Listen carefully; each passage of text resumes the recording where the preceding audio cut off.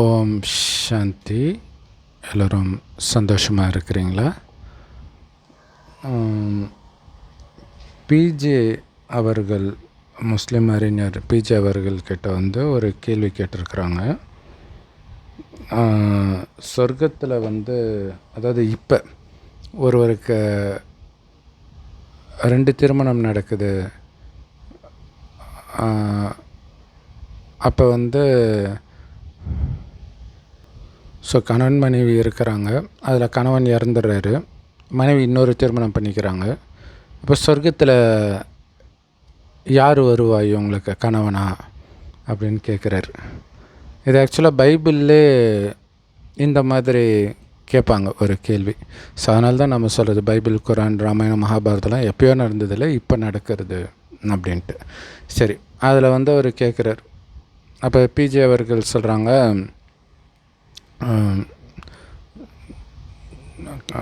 ஒருத்தர் இறந்து போயிட்டார். இறந்து போனதுக்கப்புறம் அவர் எப்படி இவங்களுக்கு கணவனாக இருக்க முடியும்? லேட்டஸ்ட்டாக வந்தவங்க தானே கணவனாக இருக்க முடியும் அப்படின்ட்டு உலகில் சட்டமும் அதை தானே சொல்லும். இப்போ ஒருத்தன் வெளிநாட்டில் இருக்கிறான், திடீர்னு காணாமல் போயிட்டான். அப்போ உடல் சுகத்தை எப்படி அவ்வளோ மனுஷிதான உணர்வு இருக்கும் இல்லையா? அப்போ அவன் துணையை எடுத்துக்கிட்டா. ஸோ இப்போ அவன் வந்துட்டான்றதுக்காக உலகில் சட்டம் அவனை கல்யாணம் பண்ணிக்கணும்னா சொல்லும். அப்படி சொன்னால் அது பிற்போக்கு அப்படின்னு சொன்னார். ஸோ ஆனால் உண்மையிலே அந்த மாதிரிலாம் ஆகிலும் கேள்விப்பட்டிருக்கிறேன். ஸோ குறிப்பாக மிலிட்ரியில், அந்த காலத்தில் மிலிட்ரிக்கு போய் அப்போல்லாம் எதுவுமே கிடையாது இல்லையா, கம்யூனிகேஷன். ஸோ அப்படி போனவர் ரொம்ப நாள் வரல, லெட்டரும் வரல, இறந்துட்டுருப்பார் சண்டையில் அப்படின்ட்டு இவங்க கல்யாணம் பண்ணிட்டாங்க. அதுக்கப்புறம் அவர் வந்ததாக கேள்விப்பட்டிருக்கிறேன். ஸோ அந்த பிறகு என்னாச்சுன்னு ஞாபகம் இல்லை. சரி, ஓகே. ஸோ அந்த அர்த்தத்தில் தான் அவர் சொல்லியிருந்தார். இதில் இன்னொன்றும் சொல்லியிருந்தார், சொர்க்கத்தில் எல்லோருக்குமே கல்யாணம் ஆகும், தனியாலாம் இருக்க மாட்டாங்க. 90 வயசு கேள்வியாக இருந்தாலும் அவங்கள சின்ன பொண்ணாக்கி அங்கே ஒரு ஜோடி இருக்கும். திருநங்கையாகவே இருந்தாலும் அவங்க ஆனா பெண்ணா அதற்கேற்ற மாதிரி சரி பண்ணி அங்கே ஒரு துணை கொடுக்கப்படும் அப்படின்னு சொல்லியிருக்கிறாரு. அப்புறம் இன்னொரு விஷயமும் சொன்னார், கணவன் மனைவி இருக்கிறாங்க, ஒருத்தர் சொர்க்கத்துக்கே வரல, நரகத்துக்கு தான் போயிட்டார், அந்த மாதிரி காரியம் பண்ணியிருக்கிறாரு. அதுக்காக என்ன இவருக்கு கல்யாணம் பண்ணணுன்ட்டு அவர் நரகத்துலேருந்து ரிலீஸாக பண்ண முடியும்? ஸோ அங்கே இருக்கிற யாரையாவது பார்த்து கல்யாணம் பண்ணி வச்சுருவாங்க அப்படின்னு சொன்னார். ஸோ இது குரானில் இருக்குதா அல்லது லாஜிக்கலாக சொன்னாரோ தெரியல, ஆனால் அதுதான் உண்மையும் கூட. ஆனால் எனக்கு இந்த கேள்வி இந்த சகோதரர் கேட்கும் பொழுது இதையும் கேட்குறாங்க அப்படின்னு எனக்கு தோணுது. ஒருவேளை சொர்க்கத்தில் கல்யாணமே நடக்காது, காமமே இருக்காதுன்னா அப்படிப்பட்ட சொர்க்கமே எனக்கு தேவையில்லடான்ட்டு போயிடுவாங்களோ அப்படின்னு எனக்கு டவுட்டாக இருக்குது. ஆனால் உண்மையும் அதுதான், கல்யாணம் ஆகும், காமம்லாம் அங்கே இருக்காது. அதேமாதிரி ஒரு முஸ்லீம் சகோதரர் சொல்லியிருந்தார், சொர்க்கத்தில் இப்படி கையை காட்டினா மேலே ஒரு பறவை போகும்போது இப்படி கையை காட்டினா அப்படியே அது சிக்கன் 65 மாறி வறுத்து கையில் கிடைக்கும். அப்படி நினச்சது அப்படியே நடக்கும், நினச்சது நடக்கும். ஆனால் இந்த மாதிரி கேவலமாலாம் அங்கே நினைக்க மாட்டாங்க. அப்படி நினைக்கிறவங்க சொர்க்கத்துக்குள்ளே அனுமதி கிடையாது. ஏன்னா சிங்கமும் பசுவும் ஒன்றா தண்ணி குடிக்கும் ஒரே நீரோடையில், சிங்கம் புலி கூட புல்லை தான் சாப்பிடும் அப்படின்னு பைபிள் ஆதியாகமத்தில் முதல் சாப்டரில் இருக்குது, குரான்லேயும் இருக்கும்னு நினைக்கிறேன். ஸோ அப்படிப்பட்ட இடத்துல விலங்குகளே தாவரத்தை சாப்பிடும்போது மனுஷன் கரிமீன் சாப்பிடுவானா? அப்படி இருந்தால் விலங்குகளுக்கு அது சொர்க்கமா? சொர்க்கம் எல்லாத்துக்கும் சொர்க்கமாக, சுகம் நிரம்பியதாக, துக்கம்னா என்னன்னே தெரியாததாகத்தான் இருக்கும். ஸோ இங்கே இன்னொரு முக்கியமான விஷயம், இந்த என்னுடைய கணவன், மனைவி, குழந்தை எல்லாம் அப்படியே குடும்பத்தோடு நாங்கள் அங்கே போகிறதுக்கு அது என்ன பிக்னிக்? அது குடும்பத்தோடு போயிட்டு வர்றதுக்கு, குடும்பத்தோடு சொர்க்கத்துக்கு போகலாம். ஆனால் நீங்கள் நினைக்கிற மாதிரி அங்கேயும் ஒரே குடும்பத்தோடு எல்லாருமே இருக்க மாட்டாங்க. ஏன் இருக்க மாட்டாங்க அப்படின்னா, இப்போ பிஜே அவர்கள் சொன்னாங்க இல்லையா, நரகத்தில் இருக்கிறவனை ரிலீஸ் பண்ணி அதுக்காக சொர்க்கத்தில் நீ ஒருத்தன் போயிட்ட, உனக்கு ஒரு துணை வேணுன்றதுக்காக நரகத்தில் இருக்கிறவனுக்கு தண்டனை கொடுக்காமல உனக்கு அனுப்ப முடியும் அப்படின்னு கேட்டார் இல்லையா. சொர்க்கத்தில் வரிசை கிரமம் இருக்குது. ஆக்சுவலாக நரகத்தில் வரிசை கிரமம் இருக்குதுன்னு குரானில் இருக்குது. ஆனால் சொர்க்கத்தில் வரிசைக்கிரமாக இருக்குது. நரகத்தில் வரிசைக்கிரமாக இருக்குதுன்னு தான் நமக்கே தெரியுமே. ஆல்ரெடி நம்ம நரகத்தில் தான் இருக்கோம், அது அவங்களுக்கு தெரியாது. இங்கே என்னெல்லாம் இருக்குதோ, அதாவது அந்த வரிசை கிரமம் சொல்கிறேன். பணக்காரன், ஏழை, வேலைக்காரங்க. இப்போலாம் வேலைக்காரங்க அந்தளவுக்கு இருக்கிறது கிடையாது. இதுக்கு முன்னாடிலாம் வீட்டிலே இருப்பாங்க. இப்போவும் அரபு நாடுகள்லாம் அப்படி இருக்கிறாங்க. ஸோ இதெல்லாம் சொர்க்கத்திலையும் இருக்கும். அப்படின்னா என்ன அர்த்தம்? சொர்க்கத்திலையும் பணக்காரன் இருப்பான், ஏழை இருப்பான். அப்போ என்ன அது சொர்க்கம் அப்படின்னு டக்குன்னு கேட்க தோணுது இல்லையா? இருப்பாங்க, ஆனால் சாப்பாட்டுக்கு வழி இல்லாத ஏழையாக இருக்க மாட்டாங்க. அவங்ககிட்டயே அளவற்ற செல்வம் இருக்கும். வேலைக்காரன் குடும்பத்தில் பிறந்ததுனால அவன் வேலைக்காரன், அவ்வளோதான். அங்கே ஏன் நான் இவ்வளோ செல்வம் நான் எதுக்கு இவனுக்கு வேலை செய்யணும் அப்படிங்கிற எண்ணம் கூட அங்கே வராது. எப்படி ராஜாவுக்கு பிறக்கிறவன் ராஜாவாக இருக்கிறானோ அதேமாரி ஒவ்வொரு தொழில் செய்கிறவங்க பிறக்கிறது. ஸோ அதை வைத்து தான் ஜாதி வருது. பிரச்சனை ஜாதியில் கிடையாது. ஏன்னா நிறைய பேர் சொல்லுவாங்க, நாங்கள் இந்து மதத்துலேருந்து வெளியேறினதுக்கு காரணம் ஜாதி காரணம் கிடையாது. அதில் எப்போ நான் உயர்ந்தவன் நினைக்கிறது கூட தப்பு கிடையாது. ஆனால் இன்னொருத்தன் தாழ்ந்தவன் நினைத்து அவன் மேலே அந்த பதவி துஷ்பிரயோகம் சொல்லுவோம் இல்லையா, அந்த மாதிரி அடக்குமுறையில் இறங்குறானோ அப்போ தான் அது பிரச்சனையாகுது. ஏன்னா அவனுக்குள்ளே அப்படி ஒரு குணம் வர அதே நேரத்தில் கீழே இருக்கிறவனுக்கு அவனை எதிர்க்கணுன்ற எண்ணமும் வரும். ஏன்னா மனம் 2 இடத்துலையுமே கெட்டு போகுது. ஸோ அப்போ வந்தது தான் மக்களாட்சி. அதுக்கு முன்னாடிலாம் ராஜாராணி ஆட்சி. ராஜாராணி ஆட்சியிலுமே சொர்க்கத்திலும் ராஜாராணி ஆட்சி தான். ஆனால் சொர்க்கத்தில் உள்ள ராஜாராணி ஆட்சிக்கும் நரகத்தில் உள்ள ராஜாராணி ஆட்சிக்கும் பெரிய வித்தியாசம் இருக்குது. அதுக்கு முன்னாடி என்ன சொர்க்கம் நரகம்னு ஒன்றுமே புரியாத மாதிரி புதுசாக பார்க்குறவங்களுக்கு இதே பூமி தான் சொர்க்கமாக முதல் 2500 வருடம் இருந்தது. அடுத்த 2500 வருடம் இதே பூமி நரகமாகுது அப்படிங்கிற ரகசியத்தை கடவுளே சொல்கிறார். மதங்கள் சொல்வதை நாம் சொல்லலை. அதனால தான் அவர் சொல்கிறது தான் உண்மை அப்படின்னு நாம் சொல்கிறது சொல்கிறது கடவுள் சொல்கிறதுல உண்மை மட்டும்தான் இருக்கும். ஸோ கடவுள் சொல்கிற ஞானம் பிற்காலத்தில் மதங்களில் வருது. ஏன்னா கடவுளே இப்போ தான் வராருன்றீங்க, அப்புறம் பிற்காலன்றீங்க, எப்பயோ வந்துச்சு மதம் அப்படின்னு உங்களுக்கு தோணும். இது காலச்சக்கரம். இந்த காலச்சக்கரத்தில் என்ன நடக்குதோ அதே தான் திரும்ப திரும்ப நடக்கும். அப்படின்னா இப்போ 2026 வருடம் இருக்குதுல்ல, 5000 வருடம் முன்பும் இதே 2026 இதே வீடியோ போட்டிருப்போம். இந்த 5000 வருடத்தை கல்பனும் ஒவ்வொரு கல்பத்திலும் இதே 2026 இதே வீடியோ தான் போடும். ஸோ அந்த அளவுக்கு துல்லியமாக நடந்ததே திரும்ப திரும்ப நடக்கும். ஸோ இதை ஏன் நடந்ததே நடக்கும் அப்படின்னு சொல்கிறதுக்கு ஒரு முக்கியமான காரணம் இருக்குது இந்த வீடியோவில். என்ன அப்படின்னா, சொர்க்கத்தில் இருந்தவர்கள் அவர்களைத்தான் இந்துக்கள் இன்றைக்கி தெய்வம் கோயில் கட்டி கும்பிட்றாங்க. அது அவர்களுக்கே தெரியாது. மூதாதையர்னு சொல்லுவாங்க, ஆனால் அது சொர்க்கமாக இருக்கும்போது இருந்தவர்கள். ஏன் அவங்களுக்கு கோயில் கட்டுறாங்க? கடவுளுக்கு ஈக்குவலான மரியாதை, கடவுளாகவே ஏன் நினைக்கிறாங்க அப்படின்னா, கடவுளுக்கு ஈக்குவலாக தூய்மையாக இருப்பாங்க. அங்கே 2500 வருடம் சொர்க்கம். ஆனால் மக்கள் தொகை அப்படியே ஒரே சீராக இருக்காது. ஆரம்பத்தில் ரொம்ப கம்மியாக தான் இருக்கும். 9 லட்சம் பேர் தான் இருப்பாங்க ஆவரேஜாக. அது இறுதியில் வரும்போது பார்த்திங்கன்னா 33 கோடி பேர். 9 லட்சம் எங்கே, 33 கோடி எங்கே, யோசிச்சு பாருங்கள். ஸோ அந்தளவுக்கு வருது.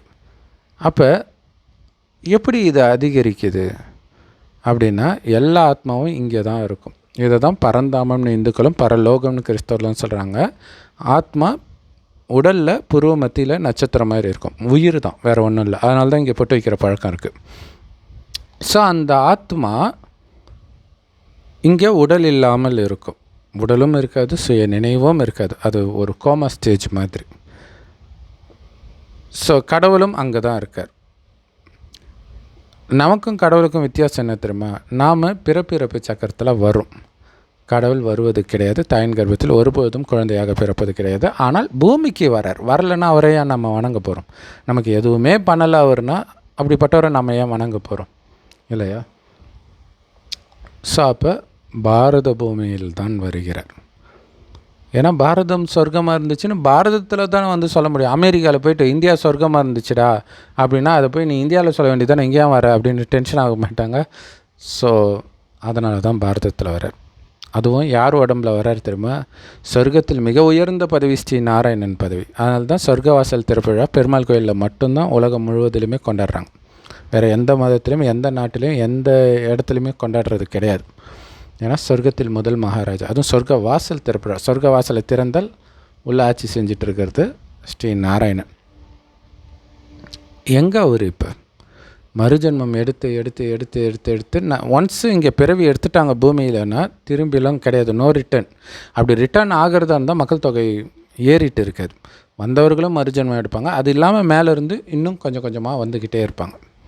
எல்லோரும் எடுத்தோடனே ஆரம்பத்தில் வரமாட்டாங்க. ஆனால் ஆரம்பத்திலே வந்தவங்க தான் கொடுத்து வச்சவங்க. ஏன் 2500 வருடம் சுகத்தை அனுபவிக்கிறது மட்டும் கிடையாது, சுகம் ஆரம்பத்தில் தான் ரொம்ப அதிகமாக இருக்கும். எல்லாமே அழகு, ஆரோக்கியம், செல்வம் எல்லாமே 100% இருக்கும். இதை நீங்கள் ஈஸியாக புரிஞ்சிங்கன்னா, வீடு புது வீடு இல்லையா, 10 வருஷம் கழித்து அது புது வீடு சொல்ல மாட்டோம். 20 வருஷம் கழித்து கொஞ்சம் மோசமாக, 10 வருஷத்தில் கொஞ்சம் மோசமாகும், 20 வருஷத்தில் இன்னும் அதிகமாகும், 30 வருஷத்தில் வீரெல்லாம் விட ஆரம்பிச்சிடும். ஒரு 40-50 வருஷம் ஆயிடுச்சுன்னா ரொம்ப எப்படா விழும் அந்த ஸ்டேஜுக்கு வந்துடும். 70-80 போகுதுன்னா ஏதோ கடவுள் புண்ணியத்தில் விழாமல் இருக்குதுன்னு நினச்சிட்டு இருக்கலாம். அந்த மாதிரி தான் சொர்க்கம். புத்தம் புதிய உலகம், எல்லாமே பர்ஃபெக்டாக இருக்கும். தங்க சுரங்கங்கள் நிரம்பி இருக்கும். இயற்கையெல்லாம் ரொம்ப சதோபிரதானமாக, அதாவது ஃபஸ்ட் கிளாஸாக இருக்கும். ஸோ அதனால் ஆரம்பத்திலே வருபவர்கள் தான் கொடுத்து வைத்தவர்கள். சரி, அவங்களும் மறுஜன்மம் எடுத்து வருவாங்க. கீழ்நிலை அடைஞ்சு தான் ஆகணும். அதேமாதிரி நடுவிலெல்லாம் பிறக்கிறாங்க. இப்போ சொர்க்கத்துக்கு போகிறது அப்படின்னு எல்லா மதத்துலேயும் சொல்கிறாங்க இல்லையா, அவங்களுக்கு வந்து சொர்க்கத்தை பற்றி என்னன்னே தெரியாது. எந்த மதத்தினருக்குமே தெரியாது. அது கடவுளுக்கு தான் தெரியும். ஏன்னா சொர்க்கத்தை படைப்பவர் அவர்னா, படைப்பு அது அவருடைய படைப்பு. சொர்க்கம் தான் அவருடைய உன்னதமான படைப்பு. அதுலேயும் நம்பர் 1 படைப்பு ஸ்ரீ நாராயணன். அப்போ படைப்பை வணங்கக்கூடாதுன்னா நாராயணனை கூட வணங்கக்கூடாது, அவரை உருவாக்கிய சிவபெருமானை வணங்கணும். அவரை தான் அல்லாஹ் பரமபிதான் மற்ற மதத்தில் சொல்கிறாங்க. ஸோ அப்படின்னு அர்த்தம். அது வந்து கடவுள் என்ன சொல்லுவார்னா அவ்விபச்சார பக்தின்னுவார். விபச்சாரம்னா அவங்களுக்கு தெரியும் இல்லையா, ஒரு ஆணுக்கு மேற்பட்டவர்களோட தொடர்பில் இருக்கிற ஒரு பெண்ணை விபச்சாரின்னு சொல்கிறோம். அப்போ கடவுளும் அப்படித்தான். ஒருத்தரை மட்டும் வணங்கினால் அது அவ்விபச்சார பக்தி, மற்றது விபச்சார பக்தி அப்படிங்கிற. ஸோ சொர்க்கத்தில் யாரும் யாரையும் வணங்க மாட்டாங்க. ஏன்னா அங்கே அவ்வளோ ஆனந்தமாக இருப்பாங்க. துக்கம் வரும்போது தானே கடவுளை தேடுறாங்களே. நீங்கள் பாருங்களேன், ஒரு நிலநடுக்கம் அல்லது ஏதோ ஒரு பிரச்சனை வந்துச்சுன்னா அந்தந்த மதத்துக்காரங்களுக்கு எங்கேருந்து தான் அந்த நேரம் பக்தி வருமோ தெரியாது. அல்லாஹ் அக்பர், ஏசப்பா, கோவிந்தா கோவிந்தா சொல்லிக்கிட்டு இருப்பாங்க. மற்ற நேரம்லாம் அதை பற்றி பெருசாக கண்டுக்க மாட்டாங்க. அதாவது உள்ளபூர்வமாக இருக்காது, சும்மா ஒரு கடமைக்கே அப்படின்ட்டு அந்தந்த மதத்தின் வழியை ஃபாலோ பண்ணுவாங்க, அவ்வளோதான். சொர்க்கத்தில் கடவுளை பற்றி எந்த நினைவும் இருக்காது. சதா ஆனந்தமாக இருப்பாங்க. எந்த பாவமும் செய்ய மாட்டாங்க. கடவுளை பற்றி நினைக்க வேண்டிய அவசியம் இருக்காது. பார்க்குறதெல்லாம் ஆனந்தம், கேட்குறதெல்லாம் ஆனந்தம், அப்படி இருக்கும். ஆனந்தம்னா காமம்னு நினச்சிக்கக்கூடாது. ஏன்னா பிஜே அவர்கள் ஜென்ரலாகவே எல்லாருக்குமே அப்படி ஒரு குறிப்பாக முஸ்லீம் மதத்தில் அப்படி இருக்குது. அங்கே காமத்தில் ஈடுபட்டுட்டு இருப்பாங்க. அங்கே நிறைய மனைவிகள் கொடுக்கப்படும், 72 மனைவிகள் கொடுக்கப்படும். அது ஒரு படம் கூட வந்துச்சு, அது ஜாக்கிர் நாய்க்கும் சொன்னார். ஆமாம், அப்போ பெண்களுக்கு என்ன கொடுப்பாங்க அப்படின்னா, பெண்களுக்கு வந்து மேலானதை கொடுப்பேன்னு கடவுள் சொல்லியிருக்கிறாரு. என்ன கொடுப்பாங்கன்னு தெரில. ஆணுக்கு 72 மனைவினா அந்த 72 மனைவியில் ஒரு மனைவியாக இருக்கிறது தான் பெண்ணுடைய வேலை. கவலைப்படாதீங்க, சொர்க்கத்தில் அப்படிலாம் இருக்காது. ஒருவனுக்கு ஒருத்தியாக தான் இருப்பாங்க. அந்த ஒருவனுக்கு ஒருத்தியிலும் காமம்னா என்னன்னு தெரியாது. திருமணமாகும், குழந்தை பிறக்கும், ஆனால் காமத்தினால் கிடையாது. கணவனுக்கும் மனைவிக்கும் நமக்கு ஒரு வாரிசு வேணுன்ற எண்ணம் உருவாகும்போது மனைவி கர்ப்பமாவாள். சொர்க்கத்தில் தூய்மையான ஆத்மாவிற்கு, அந்த ஆத்மாவின் எண்ணத்திற்கு அவ்வளோ சக்தி இருக்கும். அந்த முஸ்லீம் சகோதரர் சொன்ன மாதிரி மேலே இருக்கிற பறவை கையில் விழணும், இந்த மாதிரி கேவலமாகலாம் அங்கே சிந்திக்க மாட்டாங்க. தின்றதையே நினச்சிட்டு இருக்கிறோம், முதல்ல சொர்க்கத்துக்கே போக மாட்டோம். போவோம், இந்த ஞானத்தை எடுத்தால் எல்லாருமே சொர்க்கத்துக்கு போயிடுவாங்க. ஆனால் என்னவா ஆவான் தெரியுமா? வேலைக்காரன் ஆவான். நீங்கள் இந்து கோயில் கோபுரத்தை பார்த்தா அவங்களுக்கே தெரியாது அது வந்து சொர்க்கத்தில் உள்ள விஷயங்கள்ட்டு. கோபுரத்தில் நடுவில் பார்த்திங்கன்னா ரொம்ப அழகான ஆண் தேவதையோ பெண் தேவதையோ இருப்பாங்க. மகாவிஷ்ணு இருக்கார், அது மகாலட்சுமி இருப்பாங்க. சைடில் வந்து சாமரம் வீசக்கூடிய பெண் அப்படின்னு அர்த்தம். வேலைக்காரங்களாம் அங்கே இருப்பாங்க. இன்னும் சைடில் பார்த்திங்கன்னா நல்லா தொப்பையை வச்சுக்கிட்டு அரைக்குறைய ட்ரெஸ்ஸு போட்டுட்டு இப்படி பார்த்துட்டு இருக்கிற மாதிரி வேலைக்காரங்க இருப்பாங்க, காவலாளிகள். அதான் எப்படி தெரியுமா? அங்கே அப்படிலாம் இருக்க மாட்டாங்க, தொப்பையாக இருக்க மாட்டாங்க, ட்ரெஸ் இல்லாமலாம் இருக்க மாட்டாங்க.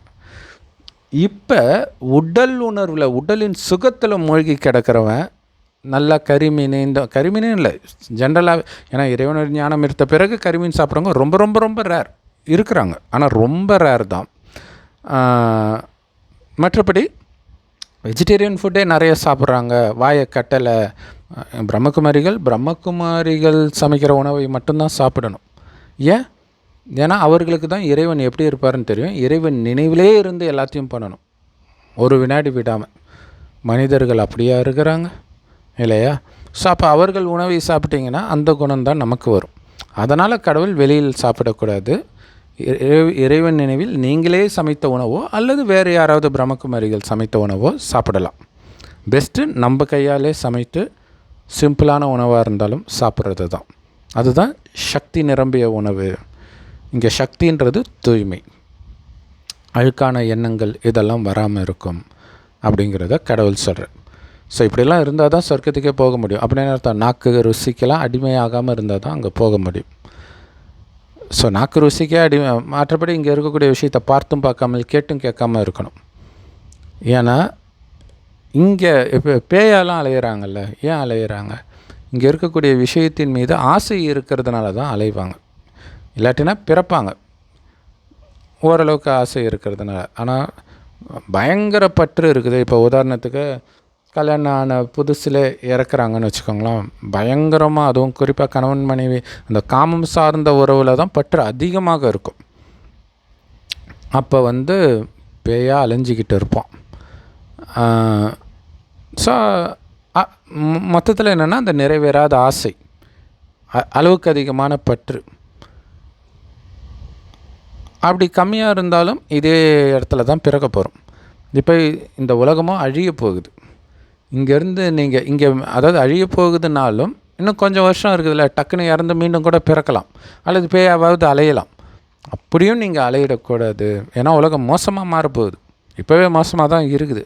இங்கே பிறக்கக்கூடாதுன்றதுக்காக தான் கடவுள் சொல்கிறார், இங்கே இருக்கிற விஷயம் எதையும் பார்த்தும் பார்க்காமல் கேட்டும் கேட்காமல் இருங்கள் அப்படின்னு கடவுள் சொல்கிறார். அப்போ என்ன பண்ணணும்? அழியக்கூடிய எதையும் பார்க்காதீங்க. உடல் அழியக்கூடியது, ஆத்மா தான் அழிவற்றது. ஸோ யாரை பார்த்தாலும் புருவ மத்தியில் இருக்கக்கூடிய அந்த ஆத்மாவை பார்த்து பேசுங்க. ஆத்மா ஆணும் கிடையாது பெண்ணும் கிடையாது. அது எடுத்துருக்கிற உடல் தான் ஆண் அல்லது பெண். அது மாறி மாறி எடுக்கும். ஆணாக பிறக்கும், அடுத்த ஜென்மம் பெண்ணாக பிறக்கும், அடுத்த ஜென்மம் ஆணாக பிறக்கும், இப்படி மாறி மாறி தான் பிறக்கும். ஸோ ஆத்மாவில் மட்டும் கவனம் வைங்க. தேவையில்லாமல் அதையும் பார்க்க தேவையில்லை. பரமாத்மாவை நினைக்க தான் ஆத்மா தூய்மையாகும். இப்போ சிவபெருமான் செம்பநிறமான ஒளி உலகத்தில் நட்சத்திரம் மாதிரி இருக்கார். ஸோ செவ்வானத்தில் நட்சத்திரம் மாதிரி என்னுடைய அப்பா இருக்கிறாரு. நானும் அதே மாதிரி பரிசுத்தமானவன் தான். ஆனால் உடல்னு நினச்சி பரிசுத்தத்தை இழந்துட்டேன். காமம், கோபம், பற்று, பேராசை, அகங்காரம் போன்ற குணங்கள் தான் அழுக்கு அல்லது பாவம்னு சொல்கிறது. அதுதான் நிறைய சேர்ந்துருச்சு. அதனால் உந்தப்பட்டு நிறைய பாவம் செஞ்சு இருக்கிறோம். அரை கல்பமாக 2500 வருடமாக. அதன் பலனாக தான் இன்றைக்கி நிறைய வியாதிகள், இயற்கை சீற்றம், யுத்தங்கள், குடும்பத்துக்கு இடையிலே பலவிதமான பிரச்சனைகள், நம்பிக்கை துரோகம், இந்த மாதிரி பலவித துக்கத்தை மனிதர்கள் பிறந்ததுலேருந்து இறக்குற வரைக்கும் அனுபவிச்சுட்டே இருக்கிறாங்க.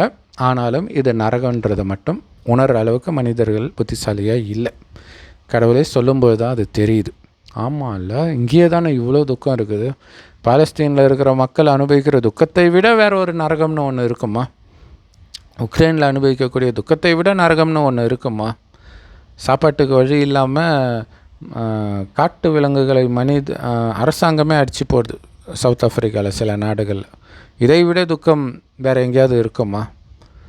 சரி, இதே பூமி தான் சொர்க்கம். அது குரான்லேயே இருக்குது. நரகத்தில் வந்து நீங்கள் துக்கத்தில் அந்த நரகத்தீயில் வெந்து வெந்து மீண்டும் மீண்டும் உங்களுக்கு வந்து எலும்பும் சதையும் கொடுத்து மீண்டும் மீண்டும் துக்கத்தை அனுபவிக்க வைப்பேன். ஸோ எப்போ நெருப்பில் போடுவாங்க? சாகும்போது போடுவாங்க. செத்த பிறகு என்னாகும்? மீண்டும் மறுஜென்மம். அதுதான் எலும்பு தோல் கொடுக்கறது. ஸோ அதில் தெளிவாகவே போட்டு இருக்குது. பட் இருந்தாலும் யாரோ அவங்க மைண்டில் இன்னொரு பிறவி கிடையாதுன்னு பதிய வச்சுட்டாங்க. ஸோ அதனால் இல்லை இல்லை இல்லைன்னு சொல்லிகிட்டு இருக்கிறாங்க. பைபிள்லேயும் மறுஜென்மம் பற்றி இருக்குது, இதுலேயும் இருக்குது, எல்லாத்துலேயுமே இருக்குது. மறுமை நாள் அப்படிங்கிறதே மறுஜென்மம் தான். சரி, இப்போ இந்த மறுமை நாள், இந்த மனைவி, இதை பற்றி தான் மெயின் இல்லையா? மறுமையில் அப்படிங்கிறது பார்த்திங்கன்னா அது மறுஜென்மம். அவங்க வந்து மறுபடியும் எழுப்புவாங்க அப்படி புரிஞ்சிக்கிறாங்க. ஸோ எல்லா ஆத்மாவுமே மீண்டும் மீண்டும் ஏந்திரிக்க தான் செய்யும். ஆனால் அடுத்த ஜென்மம் கணவன் மனைவி மீண்டும் கணவன் மனைவி ஆவாங்களா அப்படின்னா வாய்ப்பே கிடையாது.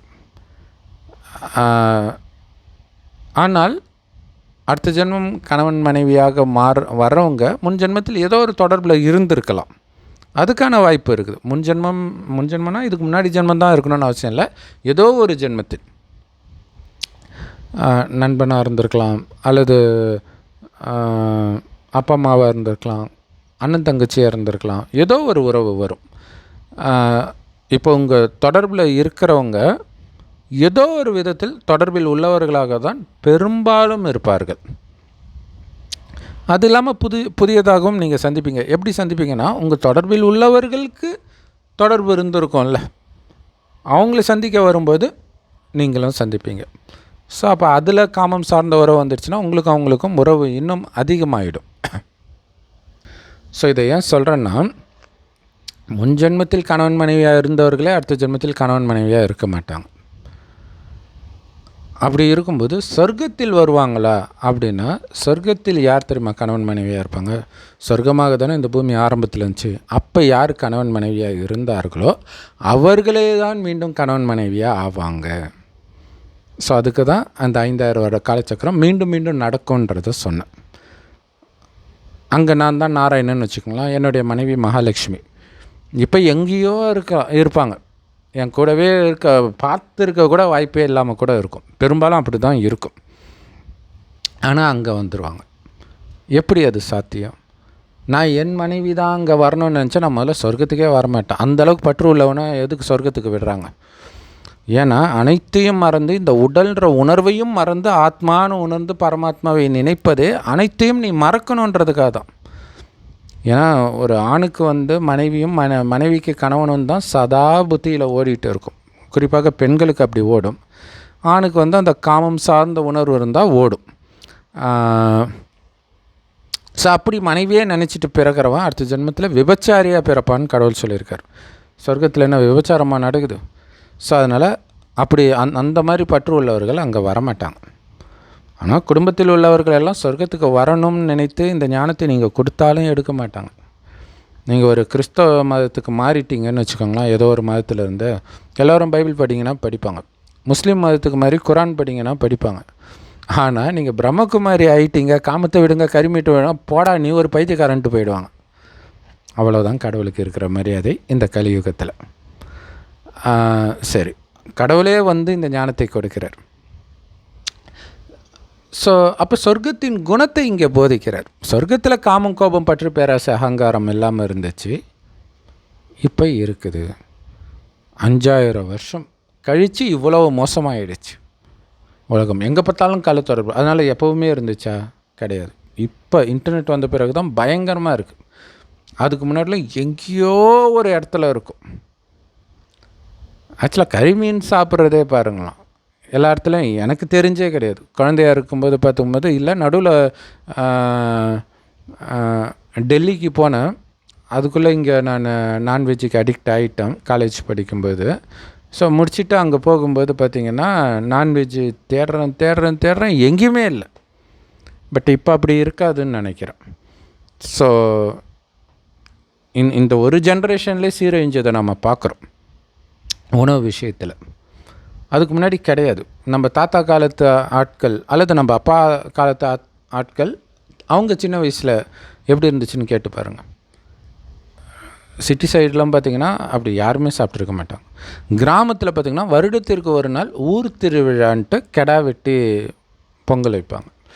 ஸோ அப்போ சாப்பிட்றது, அதுவும் எதுக்குன்னா அது ஒரு பக்தி விஷயமாக சாப்பிட்றது. அதுக்கு அடிமையாகி கிடையாது. ஏன்னா எல்லாமே வந்து அதிகமாக சாப்பிட தான் அதுக்கு அடிமையாவாங்க.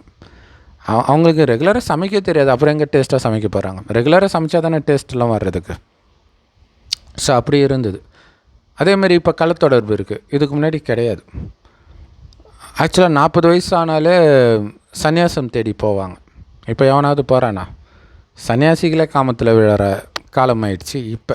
ஸோ இப்போ இருக்கிறத வச்சு உலகம் எப்போவுமே இப்படி தான் இருக்குது அப்படின்னு நிறைய பேர் தவறாக புரிஞ்சுக்கிறாங்க. கிடையாது. கடவுள் படைத்த உலகம் மிக பரிசுத்தமான உலகம். அதை வந்து சிவாலயம்னு சொல்கிறார் சொர்க்கத்தை. இந்த நரகம், குறிப்பாக கலியுகத்தை வேசியாலயம்ன்றார், அதாவது விபச்சார விடுதின்றார். அந்த மாதிரி ஆயிடுச்சு இன்றைக்கி உலகம். ஸோ அவ்வளோ பரிசுத்தமாக இருந்ததுனால தான் அவங்கள கோயில் கட்டி கும்பிட்றாங்க. இயேசுவும் அதேமாதிரி பரிசுத்தமாக இருந்ததாக நம்பப்படுறதுனால தான் கிறிஸ்தவர்கள் அவரை வந்து கடவுளாகவே நினைக்கிறாங்க. ஸோ அதில் அவர் திருமணம் பண்ணாமலும் இருக்கிறாரு. அவருக்கு திருமணம் ஆயிடுச்சின்னு சொன்னால் செம கோபம் வந்துடும் கிறிஸ்தவர்களுக்கு. ஏன்னா அந்த பரிசுத்தத்துக்கு தான் அவங்கள வந்து கடவுளாக நினைக்கிறது. ஆனால் பிஜே அவர்கள் சொன்ன மாதிரி அங்கே திருமணம் ஆகாமலாம் சொர்க்கத்தில் இருக்க மாட்டாங்க, அது இல்லற மார்க்கம். அதனால தான் இந்து கோயிலில் போனாலே ஜோடி ஜோடியாக உட்காந்துட்ருப்பாங்க. கணவன் மனைவி இருந்தாலும் அந்த காமத்தை விடுங்க, பற்று கூட இருக்காது. அதாவது ஒரு குழந்தைங்க வந்து பார்க்கில் இட்டுட்டு போய் விளையாட விடுவாங்க இல்லையா, முன்னப்பின்ன தெரியாத குழந்தைங்களோடலாம் ஜாலியாக விளையாடும். அப்பா அம்மா போனோடனே அப்படியே வந்துடும். அந்த குழந்தைங்க கூடவே இருக்கணும் அப்படிங்கிற எண்ணம்லாம் இருக்காது. அந்த மாதிரி தான் சொர்க்கத்தில் இருப்போம். அதை இயேசு சொல்லுவார், குழந்தை மாதிரி பரிசுத்தமாகாமல் சொர்க்கத்திற்குள்ளே போக முடியாது.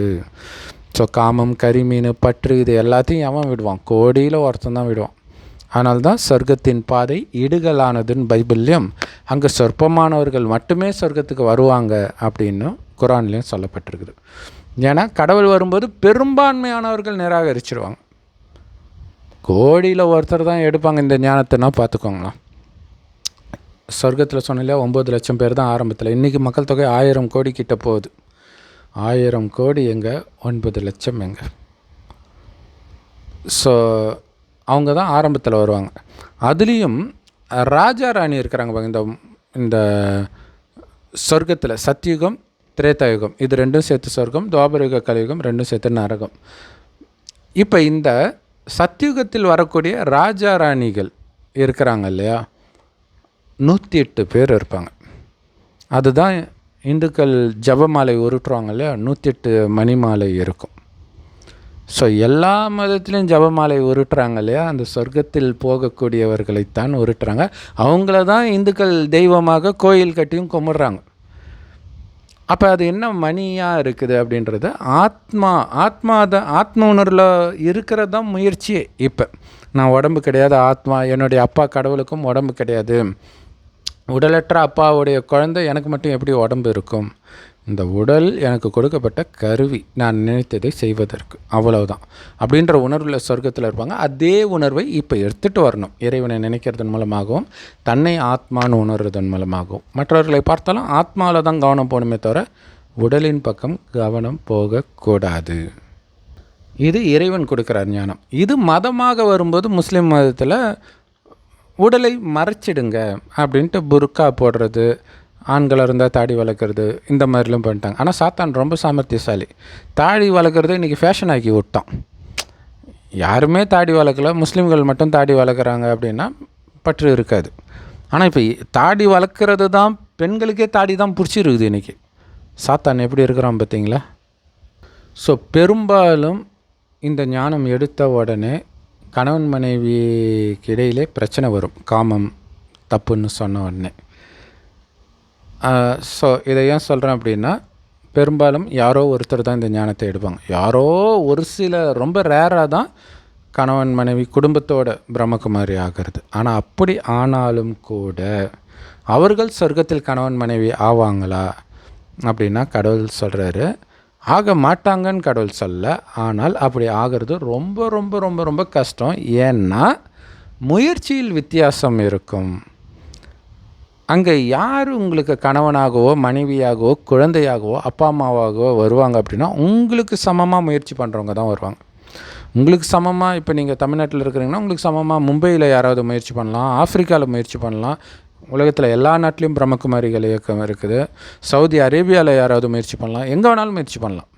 அவங்கள நீங்கள் இந்த ஜென்மத்தில் பார்க்கக்கூட மாட்டீங்க, அவங்க அங்கே வருவாங்க. ஏன்னா இன்றைக்கி இருக்கக்கூடிய கணவன் மனைவி ஏதோ ஒரு ஷார்ட்ஸில் வந்தது, ஏதோ ஒரு ப்ரோக்ராமு, நடிகர் சஞ்சீவ், சின்னத்திரை நடிகர்னு நினைக்கிறேன், அது ஏதோ ஒரு டிவியில் ஏதோ ஒரு ப்ரோக்ராம், அது கொஞ்சம் டாக்ஸிக்கான ப்ரோக்ராம்னு நினைக்கிறேன். அதை ஒரு பொண்ணு கேட்குறான் ஒரு பையன்கிட்ட, மேபி அவனுடைய மனைவின்னே நினைக்கிறேன். என்னென்னா இதில் இருக்கிற பொண்ணுங்களெல்லாம் பார்த்து எப்பா சாமி இதுக்கு என் மனைவியே தேவலாம் அப்படின்னு உங்களுக்கு தோணி இருக்குதா அப்படின்னு கேட்குறாங்க. ஸோ அப்போ பக்கத்தில் இருக்கிற சஞ்சீவ் சொல்கிறாரு, அப்படிலாம் எந்த ஆணும் சத்தியமாக சொல்ல மாட்டான், அப்படி சொல்கிறான்னா அவன் பொய் சொல்கிறான்னு அர்த்தம், நீ பொய் சொல்கிறதுனா சொல்கிறா தம்பி அப்படின்றார். அப்போ யோசிச்சுப்பார், எல்லாருடைய மனநிலை எப்படி இருக்குதோ, இருக்கிறதுலே மிகப்பெரிய ராட்சசி நம்ம மனைவி தான் அப்படின்னு இருக்குதுன்றார்.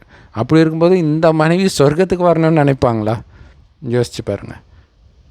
ஸோ இது காமெடியாக சொன்னாலும் பெரும்பாலும் இது உண்மையாகவும் இருக்கிறதுனால தான் அப்படி ஒரு கைத்தட்டல். அந்த கமெண்ட்லாம் பார்த்திங்கன்னா ஐயோ சஞ்சீவ் சொல்கிறது 100க்கு 100 உண்மை அப்படின்னு கமெண்ட் போடுறாங்க. ஆனால் ஒன்று வேணால் பண்ணலாம், உங்கள் மனைவியும் நல்ல முயற்சி பண்ணுறாங்க அப்படின்னா மேபி உங்களுக்கு நெருக்கத்தில் வரலாம், ஃப்ரெண்டாக வரலாம், அப்பா அம்மாவாக இருக்கலாம், சகோதரர்களாக இருக்கலாம். இதே உறவே அங்கே வரும் அப்படிங்கிறதெல்லாம் ரொம்ப பெரும்பாலும் நடக்காது. நெருக்கத்தில் வர்றதே பெரும்பாலும் நடக்காது ஃபஸ்ட்டு. ஸோ அப்படி மீறி வர்றதெல்லாம் அதுலேயும் ஒரு விஷயம் இருக்குது. என்ன அப்படின்னா சொர்க்கம்ன்றது என்னது, பல என்ட்ரி பாயிண்ட் இருக்குது. அதை இயேசுவே சொல்லியிருப்பார், பல வாசல் இருக்குது, அதில் ஒரு வாசலை நான் தயார்படுத்துகிறேன்ட்டு இருக்கும்.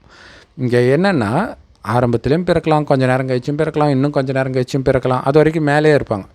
ஸோ நீங்கள் சொர்க்கம் 100% தூய்மையாக இருக்கிறதுக்கு ஈக்குவலாக நீங்கள் இப்போ தூய்மையாக ஆனீங்கன்னா அங்கே பிறப்பீங்க. ஒரு 90% தான் தூய்மையாக இருக்கிறீங்கன்னா 10% இது அந்த தூய்மை குறையும் பொழுது தான் நீங்கள் பிறப்பீங்க. அதையும் புரிஞ்சுக்கணும். அப்போ மேபி உங்கள் மனைவி கொஞ்சம் லேட்டாக வராங்கன்னு வச்சுக்கோங்களேன்.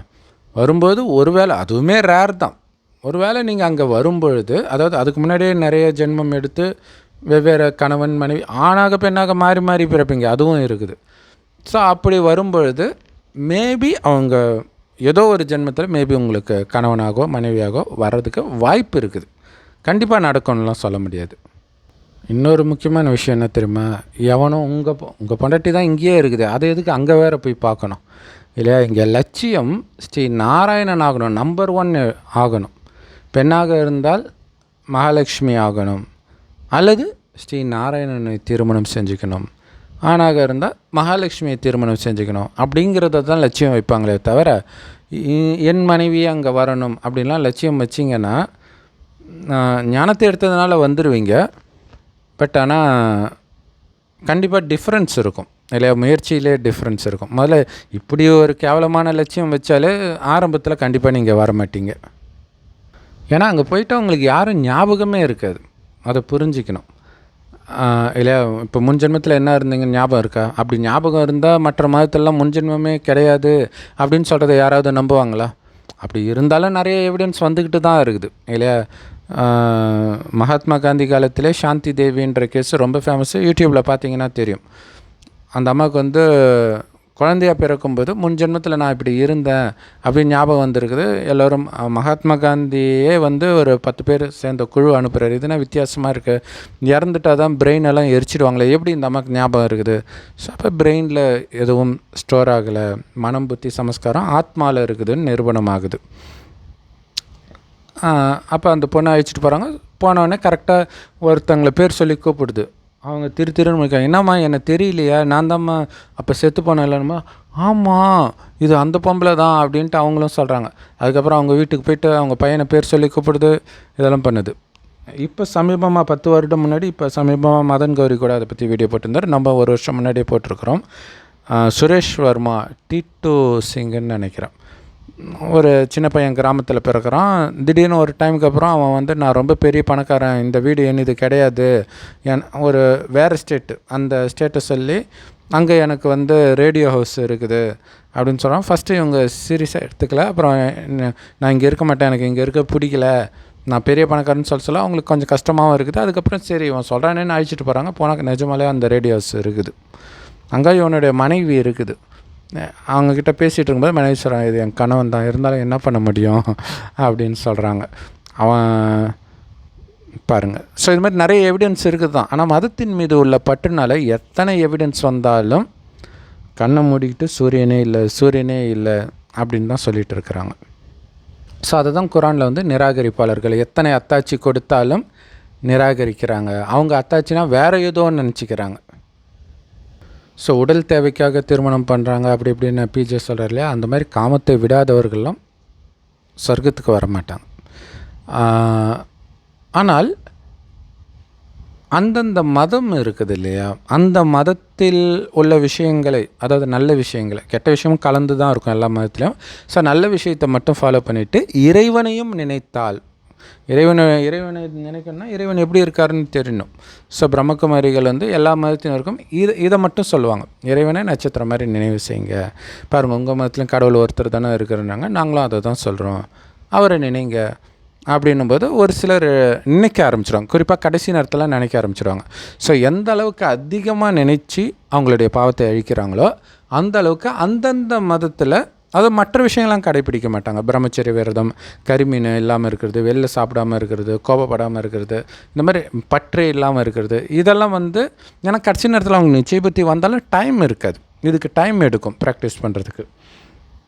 ஸோ அதெல்லாம் பண்ணாததுனால அவங்க அந்த மதத்தின் தொடக்கத்தில், இப்போ ஜிப்ரேல் முகமது நபி உடம்பில் வருது இல்லையா, ஸோ அந்த டைம்லேருந்து கொஞ்சம் சீக்கிரமாக பிறப்பாங்க.